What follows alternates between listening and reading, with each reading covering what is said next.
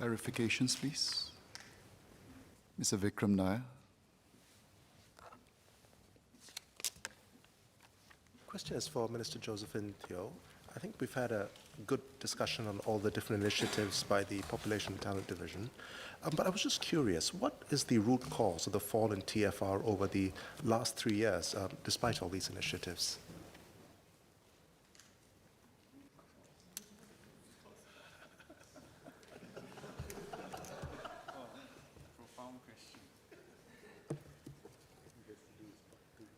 Mr. Chairman, I thank Mr. Vikram Nair for his question. It is an important question, and I could not help but overhear my colleagues chuckle. But in fact, I have been studying this for some years, and perhaps if members allow, I could share with you my own reflections on this. When we think of births, we think of TFR. My observation and my reflection would be that there are really two key sets of driving forces. One key set of driving forces are longer term in nature, and births, when looked at from a longer term perspective, really have to do with values and social norms. And this would include attitudes towards singlehood versus marriage, couplehood versus parenthood, and then within parenthood, the role played by fathers versus mothers. It would also include norms as to how many children is considered ideal in any society, and also how people prioritize parenthood versus other pursuits, such as career, caring for elders, service to the community, and very importantly, of course, personal lifestyle interests. Parenting norms also matter a great deal, whether, like in the Scandinavian countries, tend to be quite a relaxed attitude, or whether in an East Asian context, generally a very intensive form of parenting. And these impact costs, how much people spend on children, and of course, as a result, the perception of affordability. And then as a result, for the parents, how many children they will eventually actually have because of how much they think they can afford. So these are the longer-term driving forces, a whole set of forces at play, so root causes. But in the shorter term, births can also be affected by other things, for example, economic uncertainty. So if the job situation is not clear, people are anxious, then you could see that translate into a dip, as what Korea experienced in the last couple of years. And in fact, one of the stars, if we could put it that way, of high births, Finland, often touted, in fact, since 2010, Finland has also seen a decline in the birth rates. So if you look at before 2010, Finland's birth rate was around 1.9, and by now it's gone to below 1.5. And if you look at the TFR and by rural areas versus city areas, actually it is quite across the board. In Finland's rural as well as city areas, births have declined. And I think it has something to do with the sense of malaise and people not feeling confident. So that is one type of, short-term effects, if you could put it that way. There is also another factor on the short term, how TFR could fluctuate up and down. It's mathematical. Because TFR is a ratio, So it depends on what you have in the numerator, what you have in the denominator. So I wouldn't go too much into that. But I would say that these are short-term factors because when confidence returns, it is entirely possible that people who have put off parenthood in Finland could then decide that this is time. Okay, we've been putting it off. And then you might see an uptick in their TFR. So the long-term factors versus the shorter-term ones. I think what would be important for us is really not to be overly distracted by the year-to-year ups and downs in the TFR. We pay attention to them, we look at them, then we ask ourselves, why is it happening this way? But don't be too overly focused on it. What we should really focus on would be the values and our societal norms. Values and societal norms, which many MPs spoke about. It is important for us to, firstly, remember that we have to strengthen the fundamentals. And the fundamentals are, you need to have economic vibrancy, you need to have societal cohesion. These are fundamentals. And then, on top of these fundamentals, we must do our utmost to support marriage and parenthood aspirations. Meaning, we have to try as best as we can to make marriage and parenthood achievable, enjoyable, and celebrated. I think those are the things that we have to focus on. And we should stay the course. Mr. Patrick Day. Earlier on, one of my cuts on public sector transformation, I asked Minister if in our drive towards upskilling and reskilling of the public service, whether the public service can partner the labour movement as well as our public sector unions in forming training committees to drive some of these training efforts across our ministries and statutory boards. I wanted a response from Minister Chun. Mr. Chair, yes, that's definitely a good suggestion. As the former immediate past Secretary General of NTUC, I will certainly take note of that. Indeed, I have instructed the Public Service Division that in our transformation to pay extra attention to those who require a bit more assistance to transit to new jobs. And I would say that we are not setting up a big overall committee to integrate with the AUP at that level, but more importantly, we're starting at the respective jobs level. So, for example, there are many of the lower skilled workers in MEWR who require new skill sets, and we are focusing our attention, prioritizing them in our transformation effort first. Likewise, the Civil Service College will also contact and work closely with the labour movement to make sure that the modular system of training is made available to as many of the public servants as possible.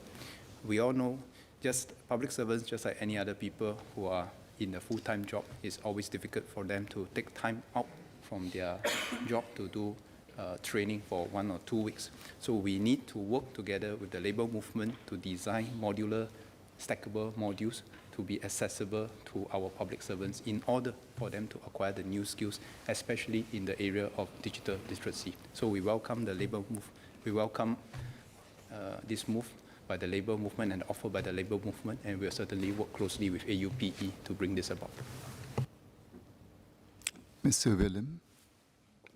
Thank you, Chairman. I have a clarification for SMS Janil on my cut on personal data protection in the public agencies. I'd like a clarification from him as to whether it is the express government policy that persons whose data has been compromised while in the care of public agencies, that such persons have a right to know that there has been a breach and that they have a right to know in a timely manner.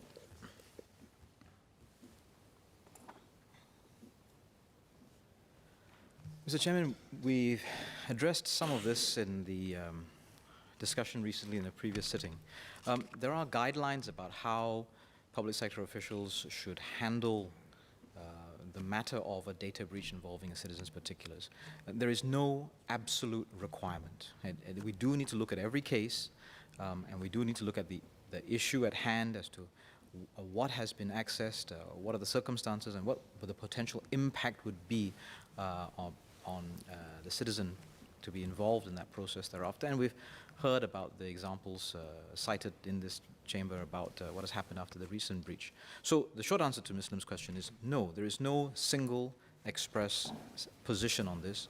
There are guidelines about how the matter should be handled. There are guidelines about how citizens should be approached, but the situation needs to be taken on a case-by-case basis, and all the factors that are relevant need to be taken into account. Ms. Anthea Ong. Thank you, Mr. Chairman. Can I kindly request for Minister Chun to further expand on my question on how or what specific measures or steps is the government taking to restore confidence in the public service?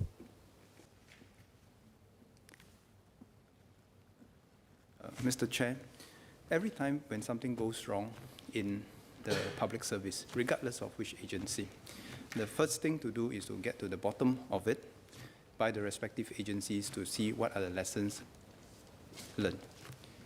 That the agencies must do it internally to make sure that they get to the bottom of it and can put things right.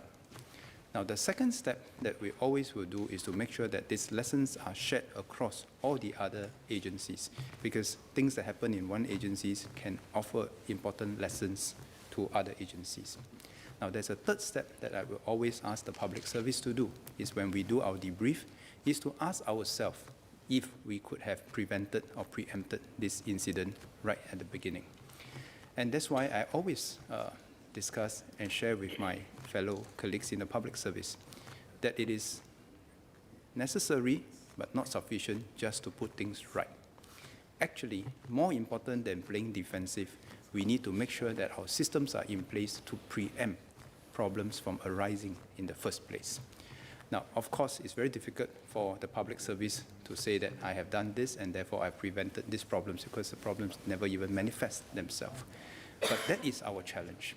That is the high benchmark that we need to set for ourselves as the Singapore Public Service if we aspire to be a public service that Singapore and Singaporeans can be proud of. And indeed, as I shared, we have done many things that I think we can be proud of, because that have put Singapore at the forefront of many of these fields, so that we have prevented and preempted many of these issues. But be that as it may, we should never be complacent. So the way to restore public confidence is to make sure, number one, we get to the bottom of the issues, and if there are people who are responsible, we will make sure that we rectify that. Even as we take the responsibility at that level, we will ask ourselves, could we have trained the person better? Could we have changed our process to take into account the human factors to prevent those mistakes from happening in the first place? So these are things that I think we owe it to ourselves in the public service to get things right and to prevent things from going wrong in the first place. Because it gives us no joy to say that we are able to recover from our mistakes fast. In fact, I would like to see ourselves not getting into those mistakes in the first place. Mr. Lewison. I think Minister Chun responded to my cut in saying that almost all public agencies have now a single structure scheme in terms of career progressions for our public servant. Could I just ask what percentage don't have this single structure scheme, and what are we doing to close this gap? Secondly, I think he asked, in response to my cut as well, he said that leaders should respond to the feedback provided. But my cut really was, how are we going to ensure that they do? And whether we can have internal quality service managers or QSM to take that role instead, to make sure that the feedback given is actually looked into and the loop is closed. For Minister Josephine, I'm very thankful that you've announced that I think 450 employers have are now offering the unpaid leave. And I think you mentioned 70 public agencies. But could I ask whether the entire public service can offer this unpaid leave for parents with multiples or preterm babies, so that we can walk the talk and we can take the lead on this issue? Lastly, with regard to the childcare leave, could I ask the Minister to consider again whether we can allow people to use their current sick leave entitlements, not just when they are sick, but again when their children are sick? And to avoid people from misusing this, they have to provide the child's MC as proof when they take this kind of a sick leave. Thank you. Mr. Chair, let me first clarify that our aim is not to merge every scheme possible. You cannot do that, because there are schemes that are professionals in nature, doctors, engineers, accountants. So our aim in the public service is not to merge every scheme. Our aim is to merge the schemes where it's possible to do so. And the last I checked, over the 50 agencies, I think I would say that almost 50 of them have done so. Then the rest who are not able to do so because they have good professional reasons. Now, even for those who have done so, we will constantly challenge ourselves. Are we able to merge those schemes even earlier, at an earlier stage, whereby we take into account individuals' performance rather than just the academic grades? So going forward, we will see the following things. Yes, academic grades will be taken into account as one of the signs of, as a proxy of what the person is capable of. But increasingly, as I mentioned, there will be other skill sets that we're required to take into account for a holistic assessment of the individual. Now, to what extent we can, I think beyond those really professional schemes and engineers, qualified engineers, doctors, and we will try to the extent possible. So that's the answer to the first question. The second question, your second question is about how do the leaders follow up on their respective agencies when they get the feedback. Well, there are a few ways that they do. First, when they get the feedback, I expect them to take actions on their own. And of course, all the feedback comes, the respective agencies' feedback, they all come to me, and if necessary, I will have a discussion with the respective POMSECs or CE of the various agencies. They know that we take this seriously. They know that I expect them to take this seriously, and if need be, I will let them know. Minister Josephine. Mr. Chairman, to the first question as to whether all public agencies, in principle, yes. But if you know of any who somehow are not in that list of 70, feel free to let me know. We'll check up on it. On this question of whether parents' leave entitlements can be used for their children, here I want to just have a word of caution. I remember some years ago when I was still in the labor movement, NPTD at that time was doing consultation on whether we should raise the maternity leave benefits. It surprised me, but when we did the engagement with our women unionists, they were very wise, and they said to me, sister, be careful about what we ask for, because whenever we increase these leave benefits, we look different to the employers.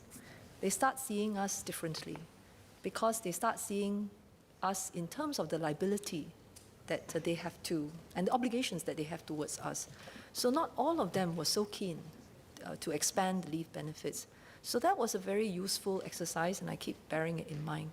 What the member has asked for, I think, amounts to that. You are really going to expand the leave provisions for people who are parents. Not that you cannot do that, but by doing so, you have to ask ourselves what the employers will think of it.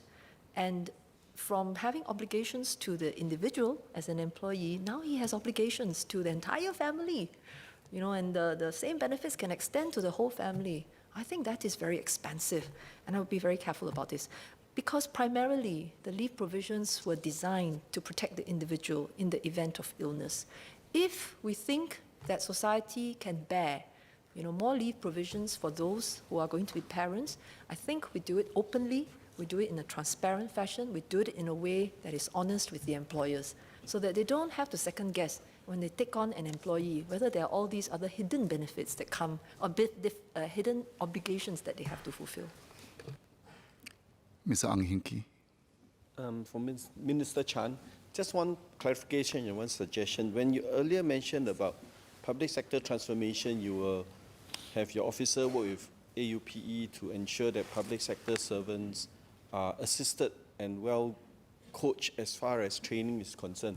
I think you also refer to the state board unions and those who are house union, not just those that are belonging to AUP, just for clarification, so that the other union leaders and the members will not feel left out, that their areas are not looked after. Second is a suggestion. I had a conversation with many of them, and they have mentioned that a lot of the trainings are centered on the worker themselves, on the lower skill, on the older ones. Then they realize that their supervisor could be much younger, could be somebody who's in their 30s or 20s. And they realize that sometimes the supervisors don't quite understand that this transition, this situation that they face requires some level of empathy, some assistance, and some mentoring and coaching from the supervisors. So the suggestion is that can supervisors that oversees some of these workers also go through a system of training whereby they are able to coach and guide these officers along, so that the entire transformation and the ability to adapt will be something that is owned by both the staff as well as the supervisor, and therefore make the workplace more inclusive. Mr. Chair, thank you, Mr. Ang, for reminding me to clarify this. Yes, indeed, that's why I mentioned that when we do say the public service transformation, when we talk about acquiring new skills, it's not just at the AUP level, it's beyond that, actually at every of the agencies level with the respective union. This will include the OSB, the stat boards, it will also include agencies like the unions like Surawu and so forth. So that is at the respective agencies level, because we find through our experience, the most impactful training is when it's focused on the respective agencies rather than the generic skill sets. There's a place for generic skill sets, but I think there's also a place for very focused, targeted intervention at the respective agencies level. So that's the first thing. On your second point about the training, indeed, the PSD, together with the Civil Service College, has worked out a framework for different levels of training to be given to different levels of our public service officers. There are basic level of skills that are given to everybody, the basic digital skills. There are specific skill sets given to the workers at the lower wage level and the lower skilled level to help them upgrade. But you are right that we also have other forms of training that includes the intermediate managers and even the higher managers, because different levels of managers require different skill sets.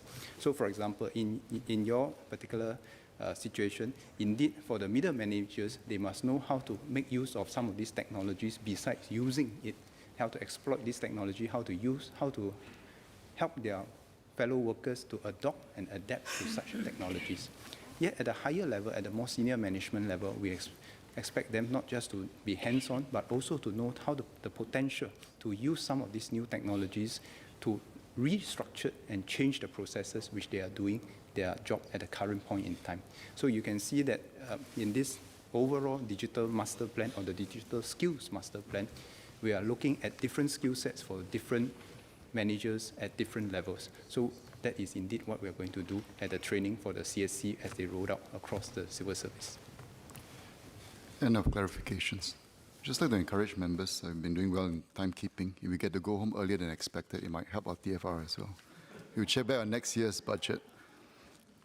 Mr. Patrick Tay, do you wish to withdraw your amendment? Mr. Chairman, I'd like to thank responses from Minister Chan Chun Sing on really building a great public service.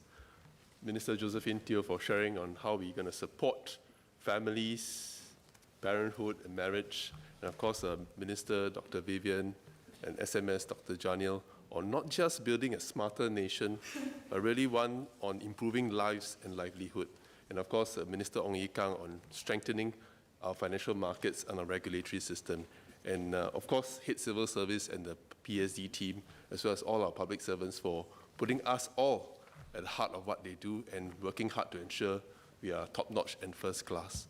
And on that note, I beg leave to withdraw my amendment. Is the honourable member given leave to withdraw the amendment? The question is that the sum $827,594,400 for Head U stand part of the main estimates. As many as are of the opinion say aye. To the contrary, say no. I think the ayes have it. The ayes have it. The question is that the sum of $196,666,600 for Head U stand part of the development estimate. As many as are of the opinion say aye. To the contrary, say no. I think the ayes have it. The ayes have it.